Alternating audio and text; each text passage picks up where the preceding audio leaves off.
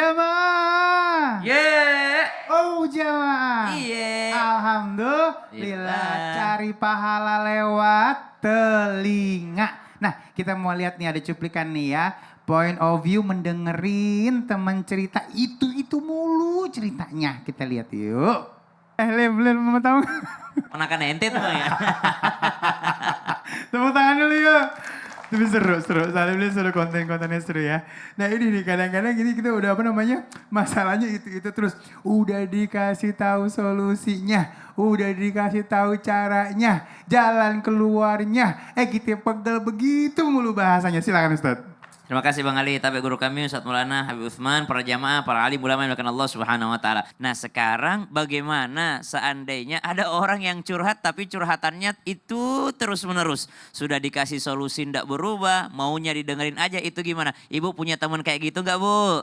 Ada itu terus kayaknya masalahnya. Minggu depan, bulan depan ketemu itu lagi ceritanya. Tahun depan ketemu itu lagi. Tidak ada perubahan. Padahal sudah dikasih solusi. Sudah dikasih ini solusinya. Tapi itu aja terus curhatannya. Apa yang harus kita lakukan? Ketahuilah siapa manusia yang paling ahli Quran. Rasulullah Sallallahu Alaihi Wasallam. Siapa manusia yang paling faham Al-Quran? Rasulullah Sallallahu Alaihi Wasallam. Siapa manusia yang paling bagus suaranya ketika baca Quran? Rasulullah SAW. Siapa manusia yang paling bagus tajwidnya? Rasulullah SAW. Tapi tahu nggak Bu? Rasulullah itu pernah meminta dan sering kali meminta sahabatnya untuk membacakan Quran kepadanya. Apa pelajaran yang bisa kita petik di sini? Ternyata kita ini amalnya kadangkala telinga kita juga harus beramal. Apa amal telinga ini? Berusaha menjadi pendengar yang baik meskipun sudah bosan dengar ceritanya teman kita. Itu mulu ceritanya, perasaan bermasalah lagi sama suaminya. Besok hamil lagi dia. Kemarin curhat bermasalah, mau cerai. Tiba-tiba kok udah 2 bulan aja kandungannya. Kemarin katanya berantem segala macam sama mertuanya, pengen pisah. Loh ini kok kenapa udah beledung aja lagi perutnya. Subhanallah. Maka amal apa di situ? Amal telinga. Apa amal telinga ini? Kadangkala telinga kita beramal dengan cara mendengarkan cerita orang lain. Karena Rasulullah saja manusia yang paling ahli Quran tapi pengen mendengarkan Quran dari Abu Musa al-Asy'ari, dari Abdullah bin Mas'ud radhiyallahu anhu warḍahum, maka kita jadi pendengar yang baik. Rasulullah SAW juga menjadi pendengar baik dalam hal yang lainnya. Nah, dicontohkan oleh Rasulullah menjadi pendengar yang baik ketika Ibunda Aisyah bercerita, ketika Ibunda Khadijah bercerita, ketika Ibunda Zainab bercerita, ketika Sayyidatina Fatimah bercerita, Rasulullah menjadi pendengar yang baik. Artinya kita bukan hanya beramal melalui lisan, kita bukan hanya beramal melalui tangan, bukan hanya beramal melalui anggota badan yang lain, tapi telinga ini difungsikan untuk beramal, mendengarkan curhatan orang lain, walaupun hati kita ini rasanya aduh gondok juga dengan curhatannya itu aja. Maka menjadilah manusia pendengar karena Rasulullah SAW beramal juga dengan pendengarannya. Kemudian yang kedua, kalau tidak bisa kasih solusi, minimal jangan menyakiti hati orang lain. Ketika kita tidak bisa memberikan kebaikan, minimal jangan memberikan keburukan. Misal sampaikan dengan lembut, maafkan saya bukan ahlinya. Ada yang nanya, Ibu ini obat ini apa nih? Maafkan saya bukan dokter, saya bukan ahlinya untuk menjawab itu semua. Maka jadilah pendengar yang baik dan jadilah orang yang berinteraksi dengan cara yang mulia. Wallahu ta'ala alam. Masya Allah, terima kasih Ustadz Syam. Tepuk tangan dulu yuk. Jamaah. Oh jamaah. Alhamdulillah ya Habibi. Masya Allah, Usman, Masya Allah ya. Abang Ali. Nih kalau misalnya ada orang curhat kita. Isinya tahu. Tahu, cuma kebohongan. Tempe. Tahu tempe beda. Aneh tahu ya elah paham banget aneh sama dia. Kita sebenarnya gitu ya. Cuman dalam hati gimana nih? Kita lanjutin dengerin apa kita pindah. Dia bohong. Bohong nih. Dia bohong. Kita bisa Dia dusta.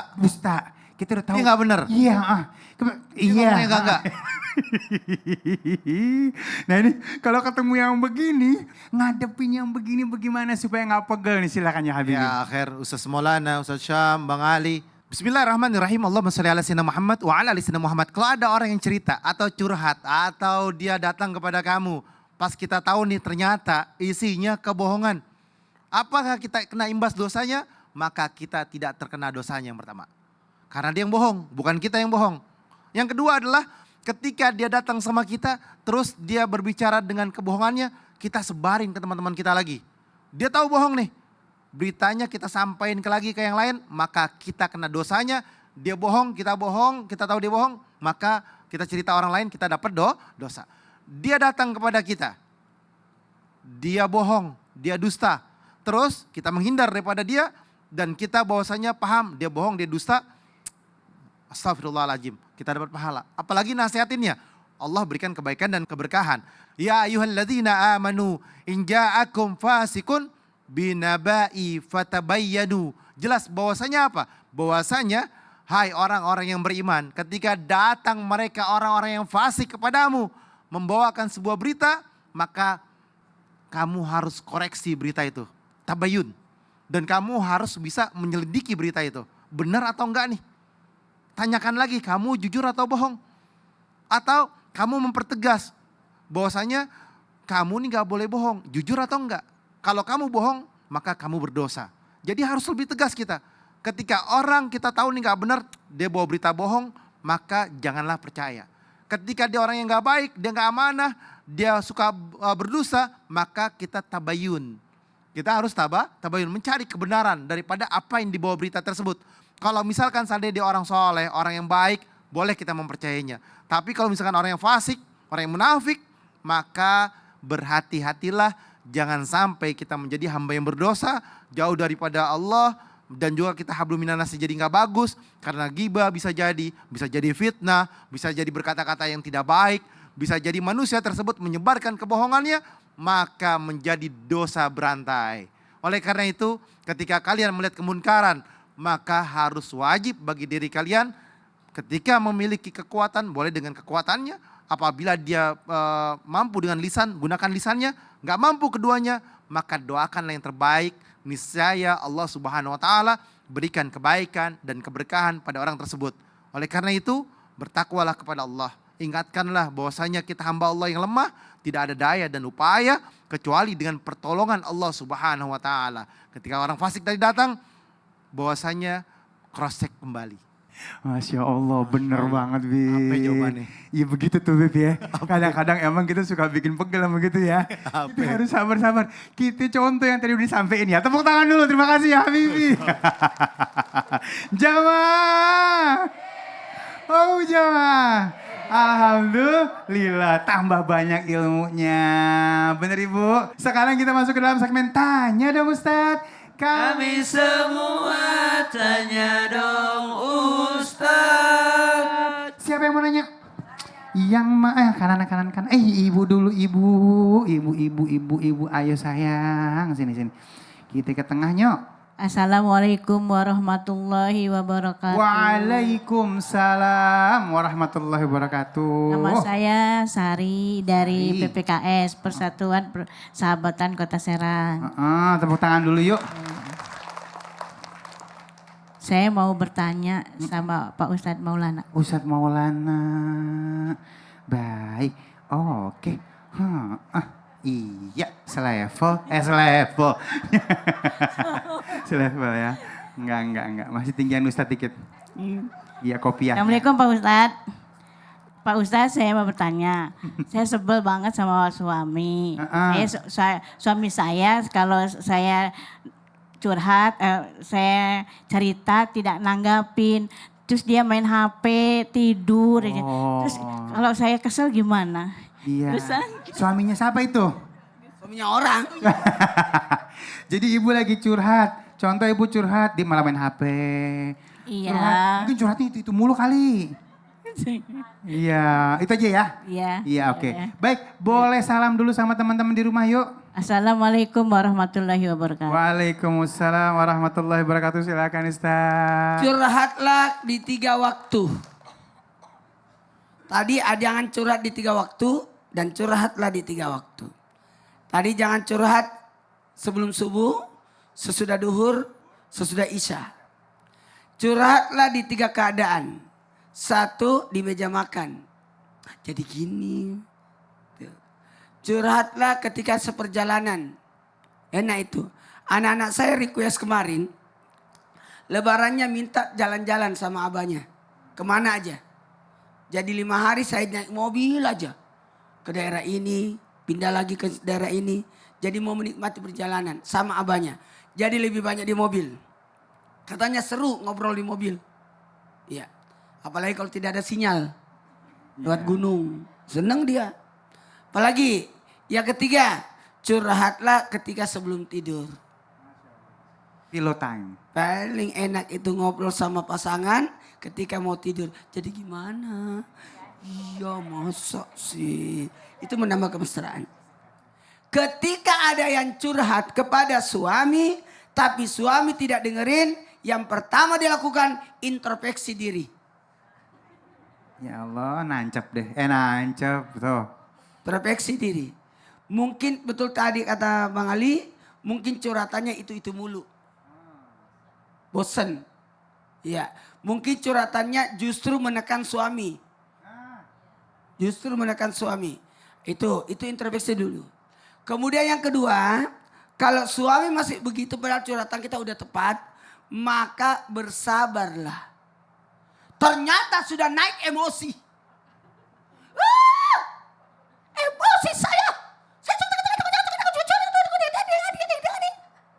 Maka boleh emosi tapi jangan lewat dari 3 hari.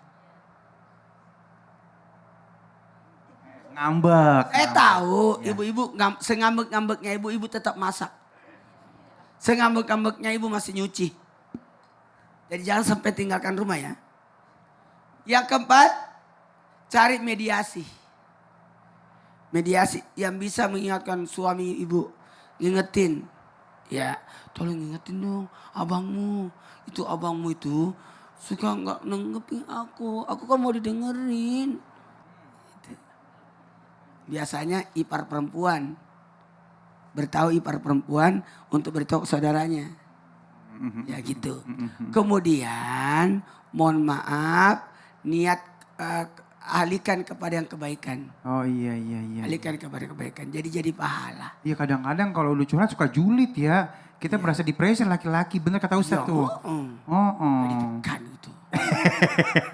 Tepuk tangan dulu yuk. Paling bagus. Kalau masalah curhat nyanyi-nyanyi aja. Gimana tuh? Kalau tanggal baru.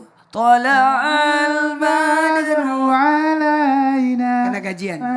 Datang duit ya. Kalau pertengahan bulan. Salatullah salamullah. Gitu aja. Oh iya oke. Kalau akhir. Astagfirullah. Iya pas ya Bu ya. Apalin jangan sampai enggak. Tepuk tangan dulu yuk. Siapa lagi yang mau nanya? Yang mau nanya. Ini yang kayak paling muda nih kayak ini. Masya Allah. Udah nikah Neng? Belum ya situ Neng. Iya makanya dipanggil Neng aja nih. Iya. Neng namanya siapa? Tinggalnya di mana? Kapan nikah kira-kira nih? Enggak mungkin nanya itu ya. Baik silakan. Assalamualaikum warahmatullahi wabarakatuh. Waalaikumsalam warahmatullahi wabarakatuh. Perkenalkan nama saya Humairah, saya dari Majelis Taklim Al-Fatih, Serang, Banten. Serang Banten, tepuk tangan dulu. Humairah namanya bagus banget. Yang pipinya kemerah-merahan. Iya, ini kayaknya hidung yang merah nih. Baik mau nanya Mas apa? Sama Ustadz Syam. Ustadz Syam. Mangga Neng. Enggak. Ustadz izin bertanya. Ok. Kalau misalkan nih, kan kita cerita ke teman curhat. Nah terus ternyata teman kita itu ceritain curhatan kita itu ke orang lain. Yang mana orang ini? Kasih tau abang Neng. Iya. Ada pokoknya. Aduh. Ada pokoknya mah. Adalah pokoknya. Ada pokoknya. Si Susi bukan Neng? Oh bukan ya? Bukan. Ya Allah tetap cari tahu gue. Itu hukumnya apa Pak Ustadz? Hukumnya apa? Buat Nengnya atau temennya? Buat temennya. Buat temennya ya. Berarti orangnya enggak amanah. Enggak aman informasi dipegang sama Oh dia. ya, ini kita nyikapin, berarti dua sisi. Ya. Bagaimana si Nengnya nyikapin dia dan dia nih, gimana impactnya ya. Siap. Boleh salam dulu, Neng. Wassalamualaikum warahmatullahi wabarakatuh. Waalaikumsalam warahmatullahi wabarakatuh ya Khumairah. Kasih Neng, Silakan, kasih Bang Ali, Ustaz. tapi guru kami Ustadz Maulana, Habib Utsman, para alim ulama, para jamaah yang dimuliakan Allah Subhanahu wa taala. Ibu tadi bertanya, bagaimana nih kalau curhatan kita ternyata dicurhatin lagi atau diceritain lagi kepada orang lain. Maka apa yang harus kita lakukan? Maka yang harus kita lakukan adalah bermuhasabah diri. Akhirnya setelah itu pilih-pilihlah tempat curhat. Jangan sembarangan jangan curhat. Yang boleh kita curhatin hanya orang-orang yang bisa memberikan solusi. Yang boleh kita curhatin kata Al-Quran, fas'alu ahla dzikri in kuntum la ta'lamun. Yang boleh kita tanyakan itu ahlul dzikr. Siapa itu ahlul dzikr? Bukan ahlul ilm saja, bukan orang yang pintar saja yang kita curhatin, tapi ahli zikir yang senantiasa mengingat Allah, yang takut kepada Allah. Ini aibnya orang, ini curhatannya orang. Masa kita ceritain lagi kepada orang lain? Masa kita curhatin lagi kepada orang lain? In kuntum la ta'lamun. Kalau kamu nggak tahu, maka bertanyalah kepada orang yang tepat. Belum tentu orang yang pintar yang tepat. Belum tentu orang yang ahli ilmu yang tepat. Bisa saja ada orang yang sebenarnya dia kalau segi kepintaran, kecerdasan biasa-biasa saja. Tapi ternyata orangnya amanah. Maka curhatlah terhadap orang-orang yang amanah. Kemudian yang kedua, bagaimana kalau curhatan kita diceritakan kepada orang lain? Maka mintalah sama Allah Subhanahu wa taala dengan doa, Allahumma ya Sattar, Allahumma ya Sattar, Allahumma ya Sattar, ustur uyubana bisitrikal jamil, ustur uyubana bisitrikal jamil. Wahai yang maha menutupi, wahai yang maha menutupi, tutupilah aibku dengan penutup yang indah sehingga orang melihat adalah yang indah-indahnya saja. Tapi kalau memang sudah terlanjur tersebar aibnya dan itu memang kesalahan, bertaubatlah kepada Allah Subhanahu wa taala dan mintalah sama Allah, waj'alni khairam mimma yadhunnun. Ya Allah, jadikanlah aku lebih baik daripada orang-orang sangka kepada aku. Orang mau ngomongin aku jelek, orang ngomongin aku begini, orang ngomongin aku tidak baik, tapi Engkaulah ya Allah yang maha mengetahui tentang aku. Kalau aku lebih buruk daripada yang diceritakan, maka ampuni aku ya Allah. Tapi